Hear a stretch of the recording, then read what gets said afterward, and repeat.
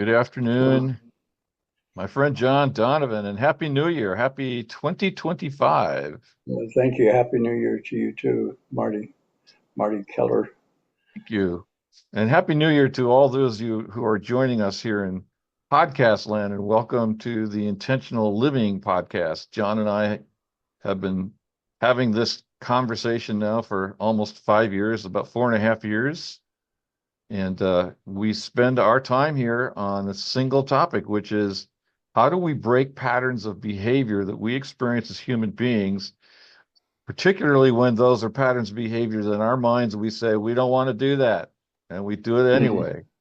Right. Or conversely, a pattern of behavior of avoidance where I say I need to do this or I want to do this, and my body won't move and do it. I feel stuck. So John, my friend John, developed this intentional living practice 25 or so more years ago, and it's been refining it ever since. So we are fortunate to be on the receiving end of all the refinements that you've been doing. You facilitate classes in this, particularly one that's accessible to the general public on Saturday mornings at 8:30 Pacific time, and that's something anybody who's watching this could join and get a direct experience of. And information on how to do that will be on the podcast at the end. So behaviors that we have in our minds we don't want to do, and we keep doing them anyway. So one of the words that you came up with, John, years ago is we call this demystifying behavior. This because Mhm. it mystifies me why it is that I might continue doing something when I'm actually having a conscious thought saying, don't do this. Right. Or like I say, conversely, I have a conscious thought that says, do this, and I don't do it. So there's Right. a mystifying behavior, or behaviors are mystifying to us when they seem to contradict our conscious intentions. So um, one of the things that we talked about before we began recording here is one of those behaviors is what we call triggers.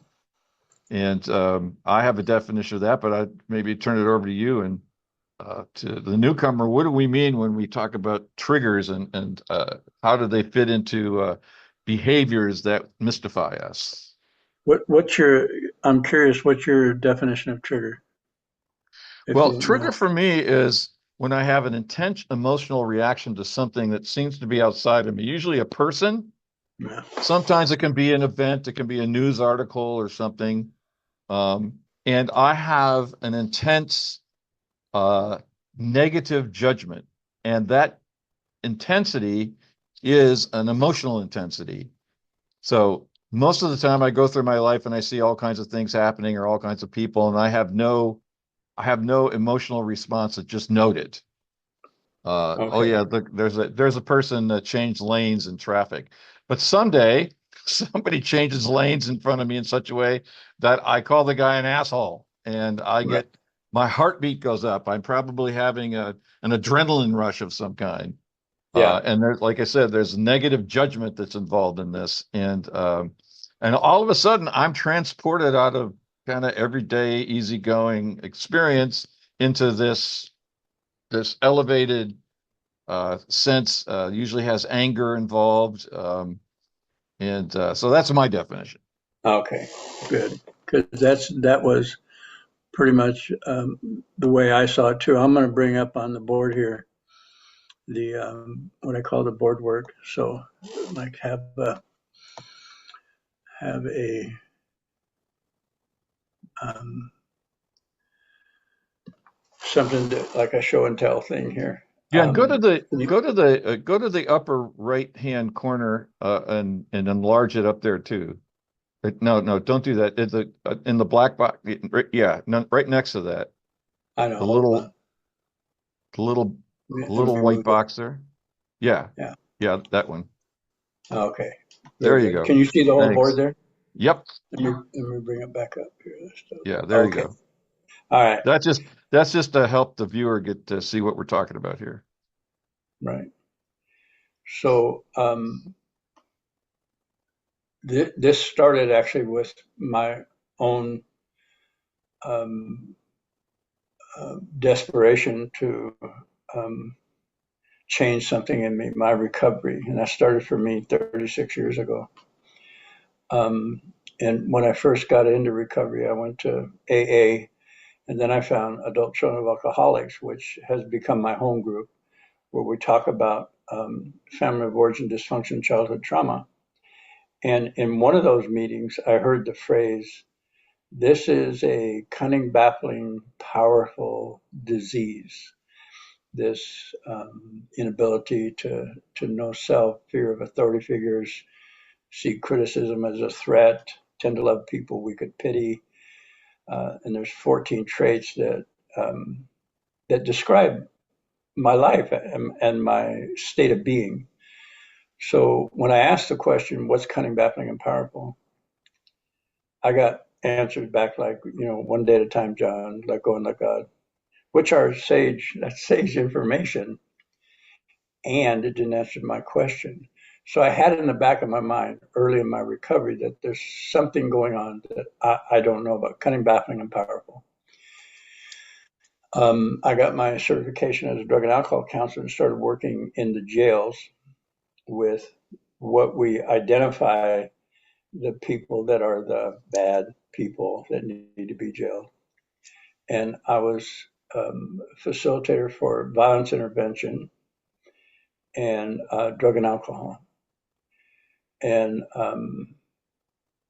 as I was doing that job, they had a program that they wanted us to learn. And it was a 12-week, it was called Breaking Barriers. And it was developed by somebody who had been in prison and had gotten out and was trying to help people that were in jail or prison to set a foundation so when they got out, they wouldn't recidivize or come back. And 85% of the people in jail have been in jail before. So the going back or the recidivism is 75 to 85%, which is mind boggling. It's mind boggling that somebody would have the experience of being in jail, get out, and then do something again that would put them back. It's like, how does that happen? So is that So, is that it? Is that an extreme example of what we talk about here as a behavior that yes, mystifies me? yes, yeah, that's an extreme example of a pattern of behavior that they absolutely don't want and find themselves repeating it time after time, whether Right. it's whatever the infraction Trigger, was. So whatever the trigger trigger, is. whatever the trigger. There you go. Um, so I I took this. They did a class to facilitate this 12-week program, and in the class they talked about the first session was about telling the truth about where you're at, and their term was you're in a rut. Okay, if you're in a rut, and be careful. This road has ruts, and they go a long time. If you get stuck in a rut, they go a long time. The second session was, guess what? You have a mechanism inside your brain. It's called a reticular activating system that filters your perception of reality through your subconscious trauma. So everything I see when I first got into recovery, I had a filter that validated my experience in my family of origin dysfunction childhood trauma. In other words, another way to say that is if somebody paid me a compliment, I would sidestep the compliment. I would say like, "Oh, you got me mixed up with somebody else.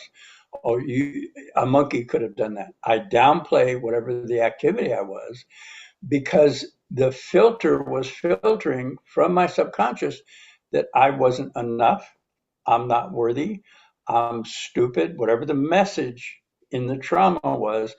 It's trauma in the form of a frequency feeling tone, preverbal, nonverbal.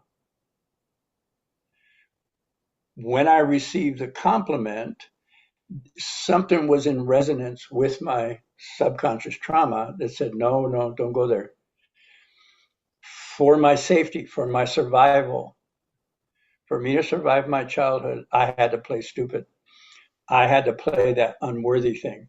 I got good at being devalued.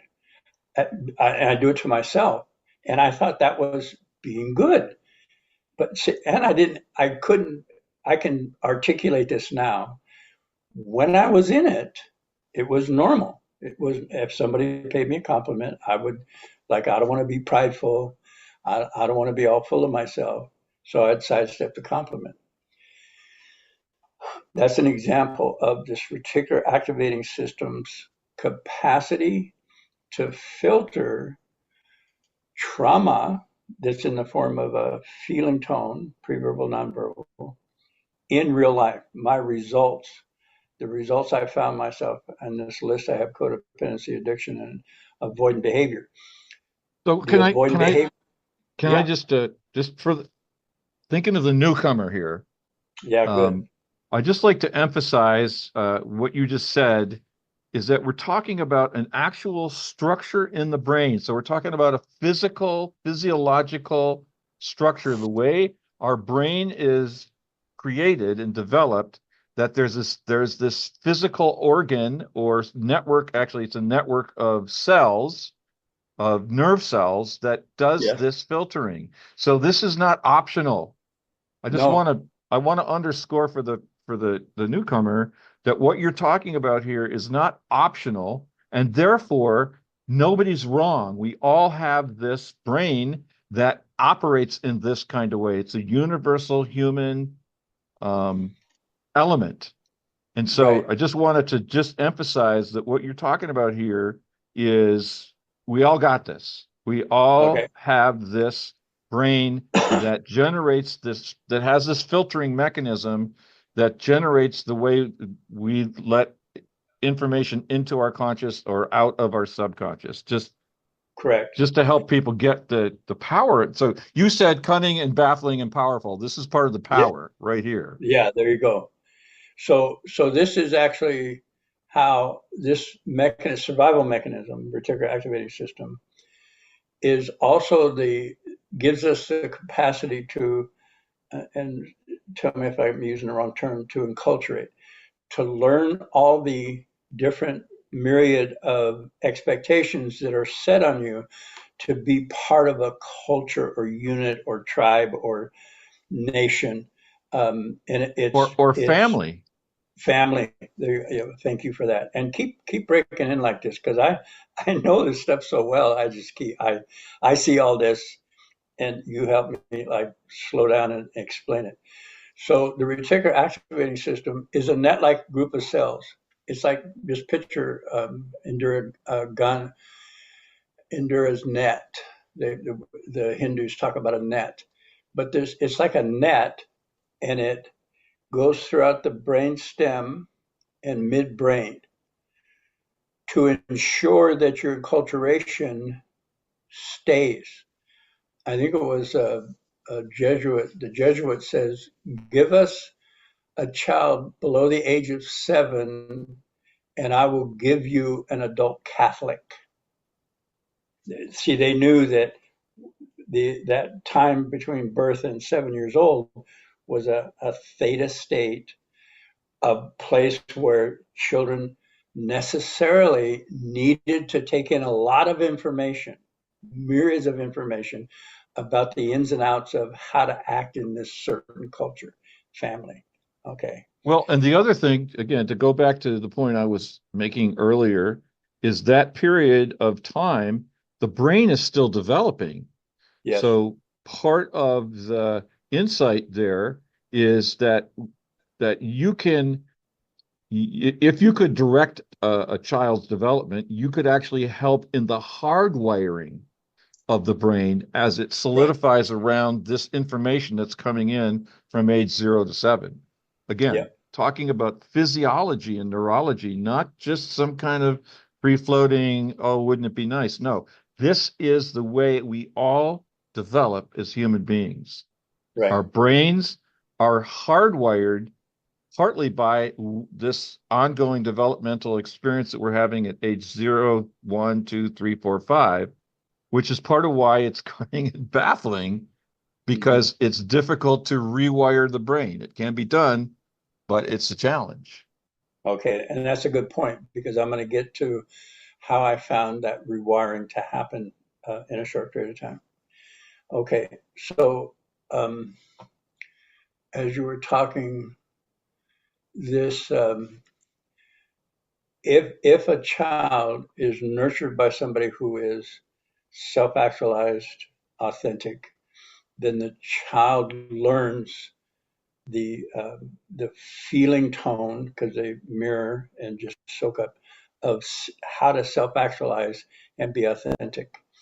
I happened to be raised by two people who didn't know who they were. One was an alcoholic, and the other one codependent alcoholic. That gave me the imprint that life is tough. Don't talk, don't trust, don't feel. And that was set in me as a child and then reinforced throughout my childhood, preteens, teens. And this mechanism, survival mechanism, said that the way I survive my life is by following this template. If I And then follow could I that just, template, I was, go ahead. I'm sorry, could I just emphasize again for the newcomer that what John's showing us there, that weird shaped blocky thing is actually supposed to be like an iceberg. Right. And It's the a nice point word. is Thank that you. nine tenths, and some research says maybe as much as 96% of our mind lives in the subconscious. So all of this Yeah. stuff is happening and we don't have conscious awareness of it. That's again partly why this can be so baffling, because we don't remember when all of this developed. No. We were physically and emotionally present, but we weren't aware consciously of what you're talking about, which is developing a response which ultimately becomes a defense. Okay. And Good then point. this reticular activating system, it's like programming that reticular activating system to reinforce what that defense mechanism has been set up to, or how it's been set up to behave. Correct. And it's mostly pre-verbal, nonverbal, so we don't have the Right. words to articulate. So the trigger, this this stuck trauma, unresolved trauma in our subconscious is what the information base from which our mind draws to make a decision. Like you said, 1/10 is conscious. I know I'm a welder. I know how to weld. I know there's things I know about myself.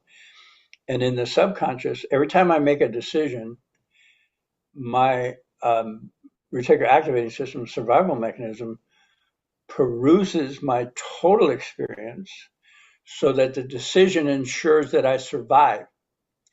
The decisions I made based on my childhood trauma led me to this column of codependency, addiction, and avoidant behavior. And I would beat myself up. How come I? Why am I always? It's like, and it was, I don't want to do this. I want to be kind. I want to, and I find myself back in a pattern. One of my avoidant patterns was raging, screaming, yelling, slamming doors. It's like, I don't want to do this.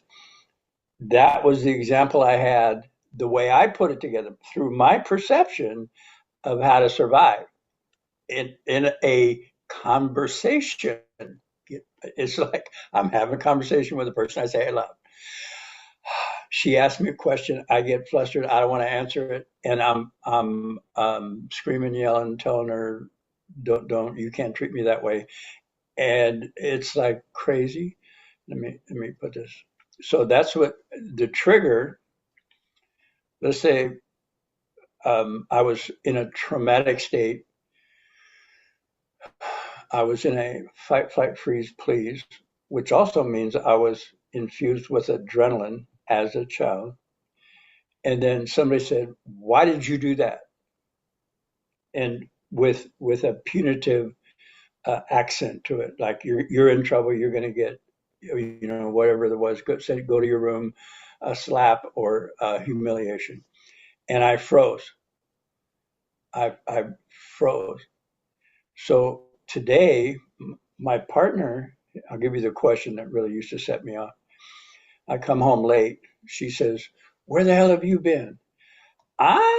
It's like this all, it's like I got to protect this. If I answer the question, I'm in trouble. So I don't answer the question. I attack, accuse, defend, uh, uh, become tangential, start talking about something else that has nothing to do with me being late to blame her, and it's all confusing. So the trigger was a So can I question. Yeah, yeah, so please. so can I point out that you've said this before, but I think it's important to help appreciate how this mechanism works, that this defense mechanism, which has been programmed by a response that you're talking about to this traumatic experience that you had as a kid, does not know how to tell time. No, So even though now you're an adult, it's 30 years later, and your wife is saying, or your partner's saying, where the hell have you been? To the hearing of that traumatized little child, it's as if you are right back in the original experience, right? yes, yes. That's why it's so confusing. Because I'm a 35-year-old, 250-pound man reacting with the emotional maturity of a 5-year-old. Right, exactly. Okay, okay. So the trigger is nonverbal. It's a it's a frequency that happens inside me that's there's a word in resonance. It has a resonance with what happened back here, and I don't have the words for it. So the question here in my adult life triggered this freeze response or fight response, and I found myself here. It's like that's a pattern. I said I kept going to the pattern. I didn't want the pattern. I knew what I wanted. I just wanted to be calm. Nice deep breath. Nothing's wrong.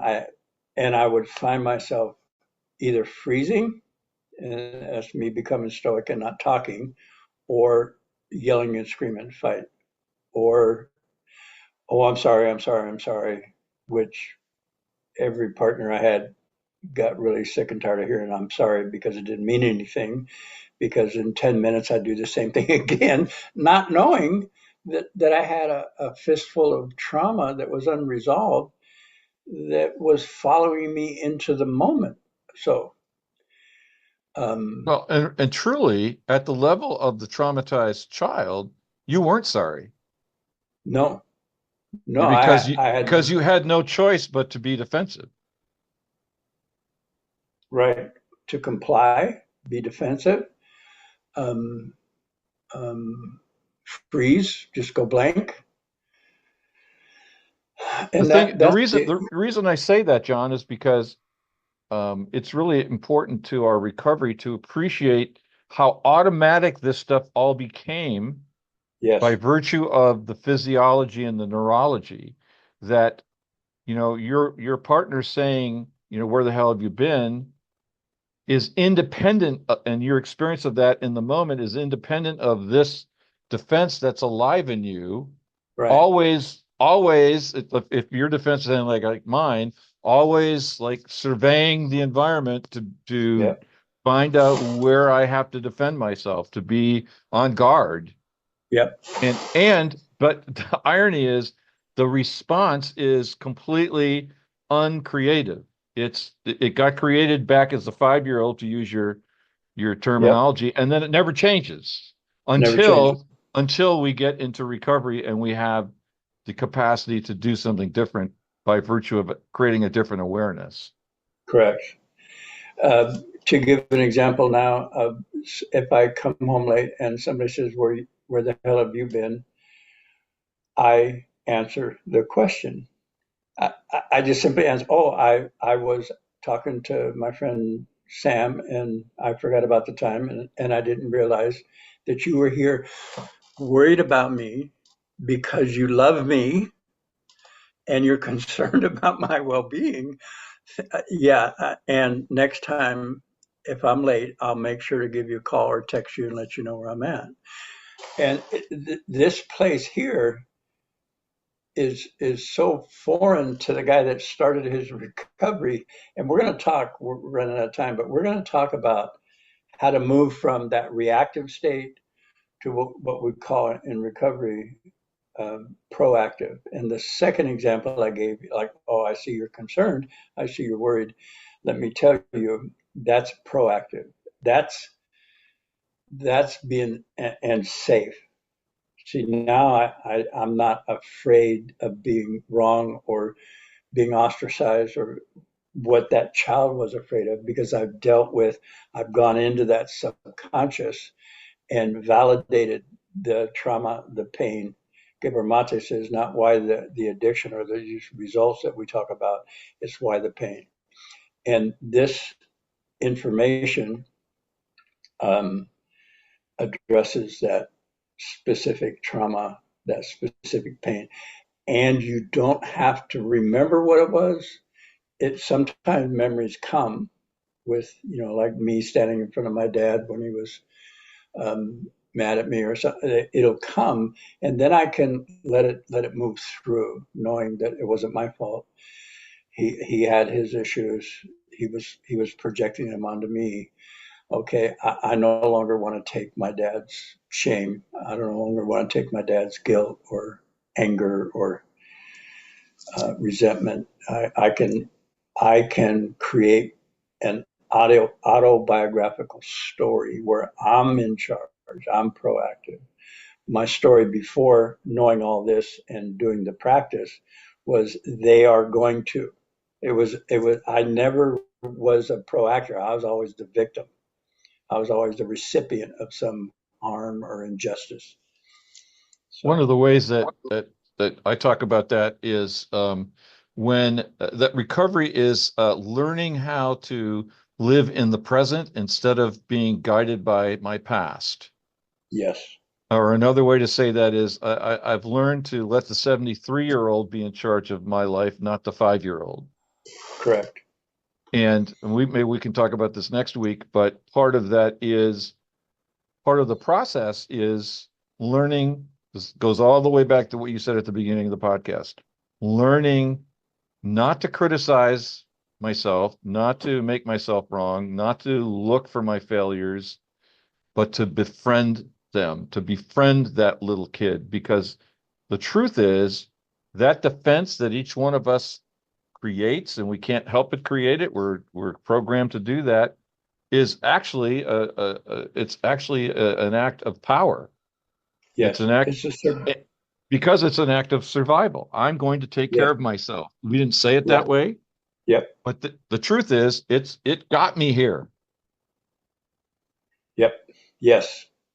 My alcoholism, codependency, and avoidant behavior kept me alive long enough to understand I didn't want to live there anymore. Exactly. Well, good stuff. And as always, we come to the end of our time quicker than we anticipate. But Yeah. next week we can pick up the thread that you talked about. Just there, you tantalized us with there. It's like, okay, how do we deal with this? How do we create something differently or different? Um, and the good news is, we'll give a little hint. The good news is that the same power that allowed us to create that defense mechanism is what allows us to create something different. Exactly. Well put. And so I want to thank you for your time as always. And again, look forward to sharing with you and our followers in this new year, 2025. Um, we have 4 different accountability practice meetings within our orbit. And there's Monday nights, Wednesday afternoons, Thursday nights, and Saturday mornings, all Pacific time. And information on how to join one of those meetings, they're all on Zoom, so they're accessible no matter where you are. We'll be in a few minutes at the end of John and I finish talking. So everybody's invited. Come, ask questions, challenge us. Bring your little kid. Bring your defense Mm-hmm. mechanisms. Bring your triggers. Everything, and every part of us is welcome. Very So good. Yeah. with that comment, John, any last words before we wrap it up? Yeah, the next time we talk, we're going to talk about how to shift all this to present moment, being proactive without the trauma based responses, Overcoming triggers. overcoming triggers. There you go. All right. Well, thanks a lot, John, and we'll see you next week. You got it.